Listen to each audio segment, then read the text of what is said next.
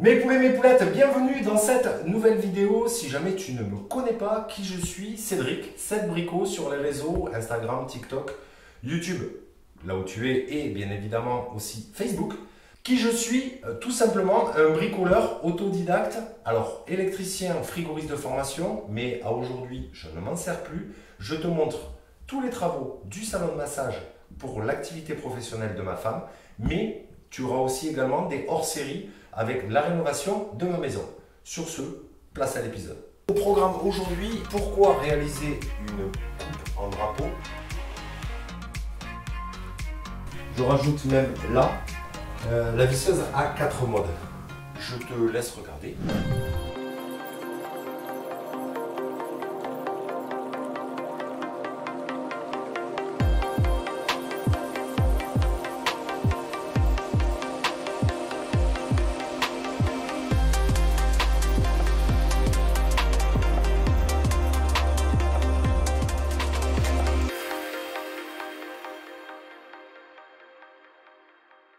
Mes poulets, mes poulettes, bienvenue dans cette nouvelle vidéo. Au programme aujourd'hui, rien de bien compliqué. Je vais réaliser ce qu'on appelle une pose en drapeau. Je continue la cloison qui sépare ici le salon de massage de la salle d'eau. Pourquoi réaliser une coupe en drapeau? Très simplement, habituellement, pour mieux gérer les chutes, qu'est-ce qu'on fait? On vient plaquer une plaque entière.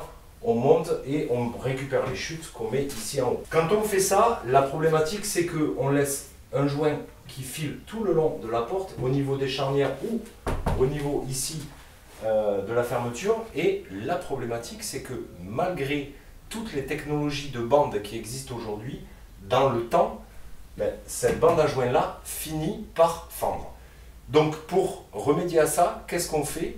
On fait une découpe de placo en forme de drapeau, tu vois, tout simplement. Pourquoi un drapeau? Parce qu'on récupère la même forme. Ce que je fais, je récupère mes cotes, je me pose ici sur mon lieu de découpe. Pour ne pas m'embêter, je vais tout découper à la scie plongeante. Je te laisse regarder et puis on est parti, go!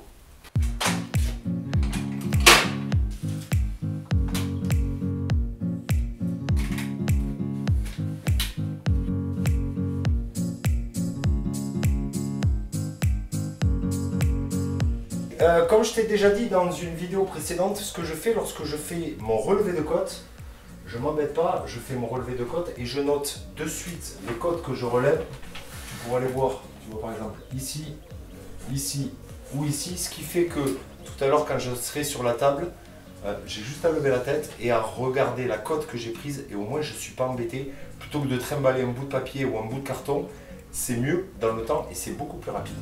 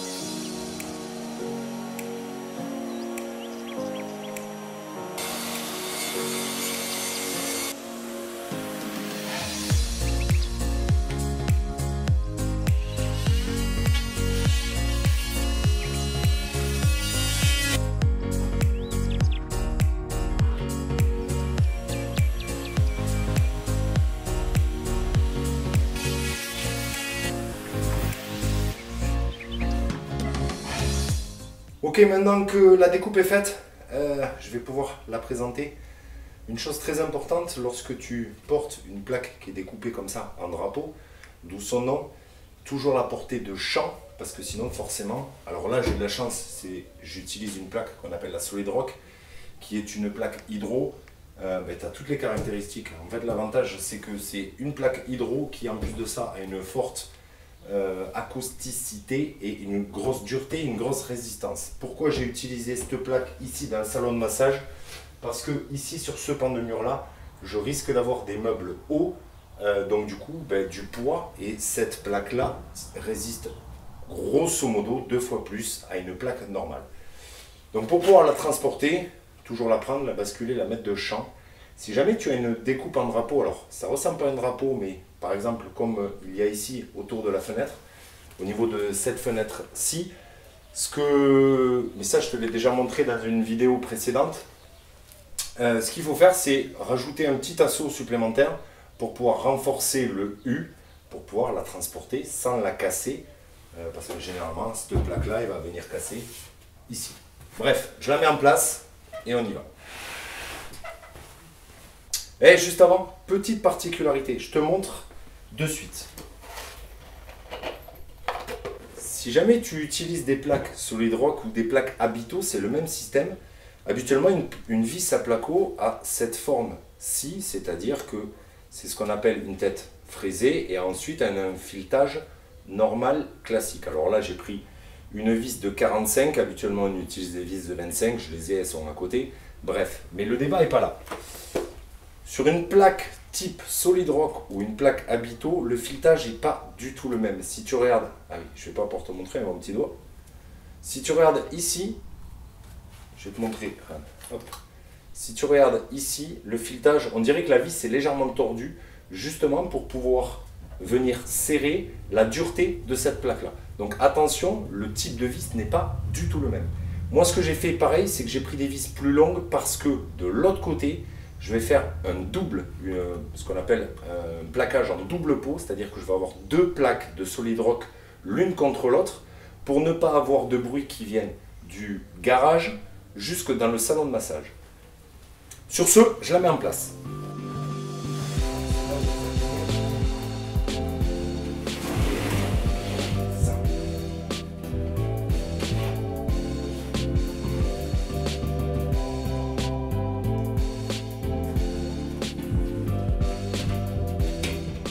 Autre petite précision, et pas des moindres, je me suis fait avoir quand j'ai fait les autres plaques. Lorsque tu fais une pose en drapeau, toujours, alors cette plaque vient de la gauche vers la droite, toujours dégager ta partie de gauche parce que si j'avais commencé de la gauche vers la droite, j'aurais eu l'épaisseur de la plaque d'avant et là, je me serais vraiment embêté pour arriver à la passer parce qu'il ne faut pas oublier une chose, c'est que ma plaque ici vient rentrer ici dans le dormant de la porte, pareil sur la partie supérieure. Donc si j'avais déjà une plaque posée avant, jamais j'aurais pu le faire.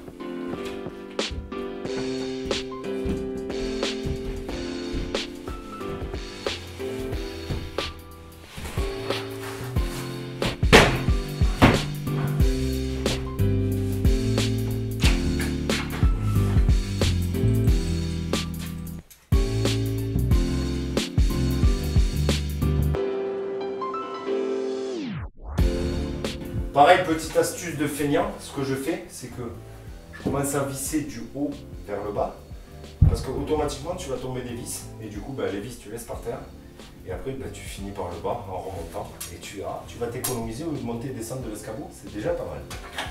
Allez, c'est parti, rien de compliqué, comme d'habitude, visseuse à placo que tu peux retrouver, je te mettrai le lien dans la bio, j'ai acheté ça chez Max Outils. N'hésite pas à aller voir, tu verras, c'est aux alentours des 80 € à peu près. C'est pas excessif et ça fait vraiment le taf, ça te soulage de beaucoup de trucs. Bien sûr, on va éviter de coincer le câble. Je viens la relever pour venir la plaquer ici en haut.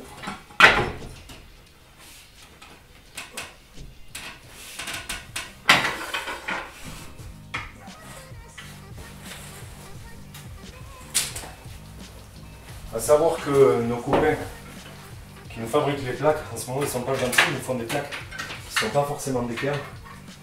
Je sais que mon plafond est de niveau, mais si tu regardes bien, la plaque, je ne pas jusqu'en haut. Après c'est pas gênant, je bourrerai le tout. Et ça, je te montrerai dans une vidéo future comment traiter les jours entre deux plaques de placo avant de faire la bandage. Allez, c'est parti, on visse le pied.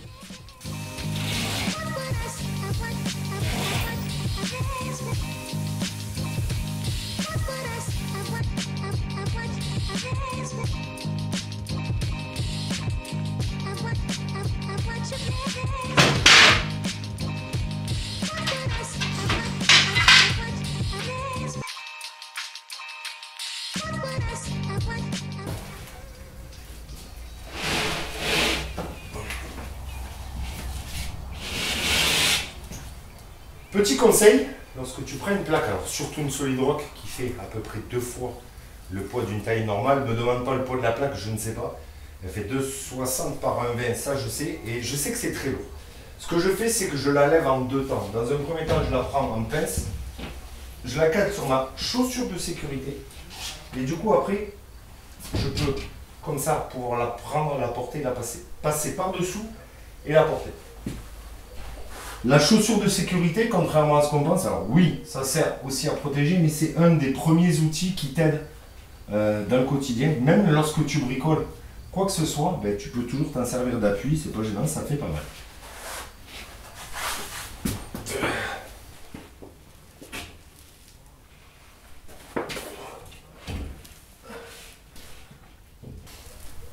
Dans les montants, j'ai les passe-câbles, ce qu'on appelle, pour pouvoir passer d'un montant à l'autre. Et je sais que ici, ma gaine passe. Ta plaque va arriver jusque là, donc du coup, je pourrais le voir. Mais si jamais ta plaque vient à cacher, ce que je fais, c'est que je reporte ici. Je sais que sur cette hauteur-là, et pour être sûr et certain, je rajoute même là, je fais ça. Je sais que sur cette hauteur-là, à la deuxième, et bien, du coup, je ne mettrai pas de vis. Comme ça, au moins, je suis certain que je n'ai pas de vis qui va venir taper dans ma gaine et percer un câble. Sur ce, je la prends, je la visse, je laisse ma gaine derrière, je poserai mon laser pour l'aligner à la prise qui est ici. Mais une fois qu'elle sera en place, je perce, je récupère ma gaine et on n'en parle plus. On la met en place.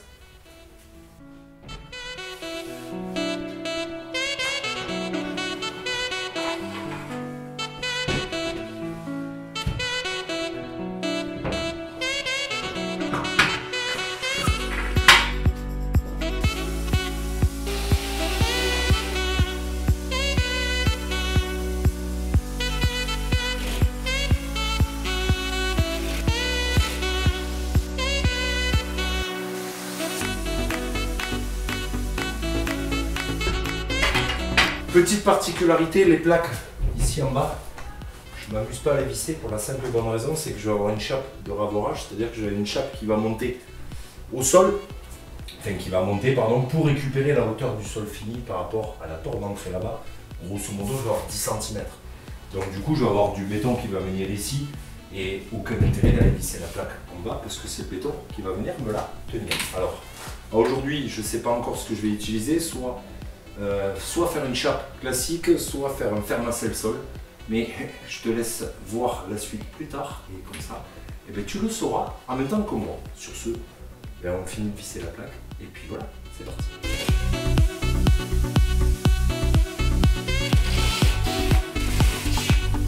Ce que je te disais tout à l'heure, tu vois, j'ai la gaine qui passe là. Volontairement, je le marque ici parce que après, quand je poserai ma plaque, je saurai exactement que là.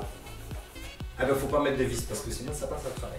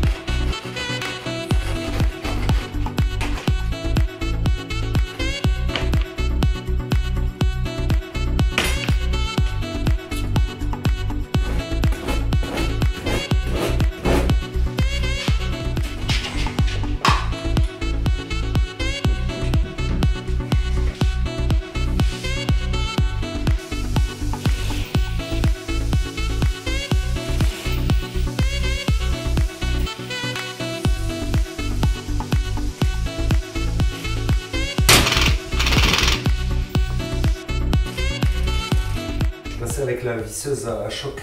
Alors, en théorie, pour du placo, il ne faut pas de visseuse à choc.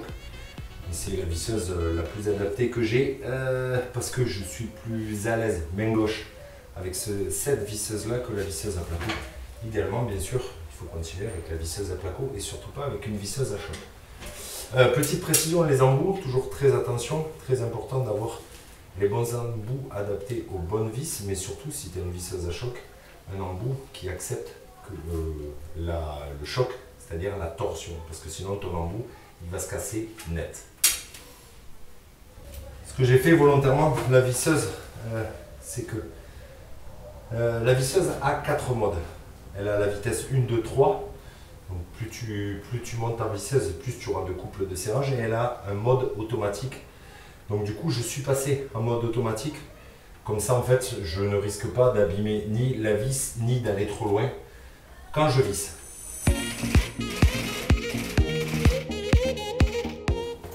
Pareil, petite précision, lorsque tu viens visser sur le bord de plaque, faire attention à 2 choses. 1, ne pas visser trop près, parce que si jamais tu viens à visser trop près, volontairement je vais t'en mettre une maintenant que la plaque est mise en place, ce que tu vas faire, c'est que tu vas chasser de la matière sur le côté, ça va te faire une grosse soufflure. Comme tu vois ici, si je suis trop près, ben en fait je ferai cette boursouflure là, pardon, et du coup je vais décaler mes plaques. Donc ça c'est une des premières choses à faire. Donc venir bien, allez j'ai envie de dire à un doigt du bord de la plaque. Et pour éviter ce phénomène là, toujours visser, tu vois, en quinconce, j'ai jamais les vis qui tombent en face. Comme ça, ça évite des décalages de plaques, tout simplement.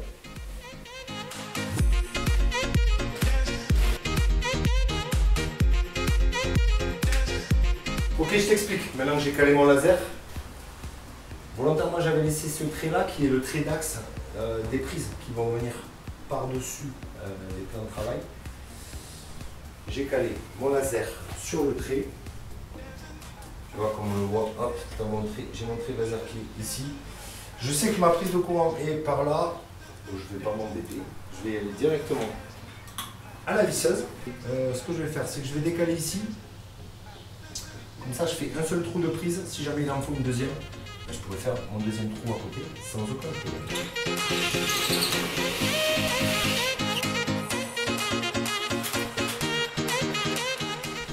Maintenant qu'on a fini ce pan de mur, je fais la même chose de l'autre côté. La seule différence, c'est que de l'autre côté, pour pouvoir croiser et ne pas avoir les jonctions de plaques aux mêmes endroits, pour que la cloison soit plus solide, je vais redémarrer avec une plaque de 60, c'est-à-dire la chute que j'ai de la dernière coupe de là-bas.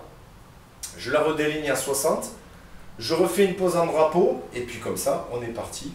Je te mets le tout en time-lapse, pas plus d'explications. Et puis voilà, sur ce, comme d'hab, bonne vidéo.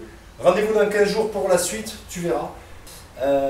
On fera ensemble la cloison de la douche dans la salle d'eau, tout simplement. Sur ce, je te laisse sur le reste de la vidéo, et puis à dans 15 jours. Allez, la bise.